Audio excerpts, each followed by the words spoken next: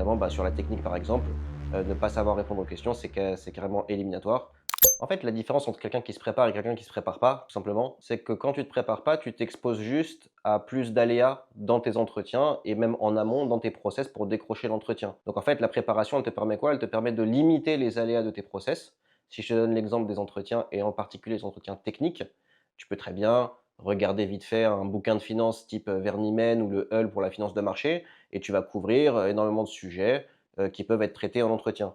Mais en fait, ça couvre pas tout et ça couvre pas forcément les questions spécifiques qui sont posées. Et donc, tu arrives en entretien, il y a sûrement quelques sujets que tu maîtrises et tu es exposé à pas mal de questions que tu n'auras jamais vues. Évidemment, sur la technique, par exemple, ne pas savoir répondre aux questions, c'est carrément éliminatoire. C'est le minimum que tu puisses faire puisque tu peux le bachoter. Donc, en fait, les gens sont très peu tolérants à des étudiants qui n'ont pas travaillé à la technique. Même sur la partie fit, il faut évidemment se préparer parce que pour chaque métier, même s'il y a des qualités qui se recoupent en finance en général, il y a aussi des spécificités selon que l'on veut faire de la finance de marché, de la corporate finance, de l'asset management, et cetera. Et donc, si tu es pas préparé, en fait, tu sais pas là où il faut appuyer pour te démarquer par rapport à d'autres candidats. Mais si tu n'as pas vraiment fait ton travail de networking, de parler avec des pros et de comprendre un peu les codes du milieu et ce que les gens recherchent auprès d'un stagiaire ou même d'un junior qu'ils embauchent au CDI, tu vas passer à côté des éléments qui auront pu faire sens et de leur côté et de ton côté.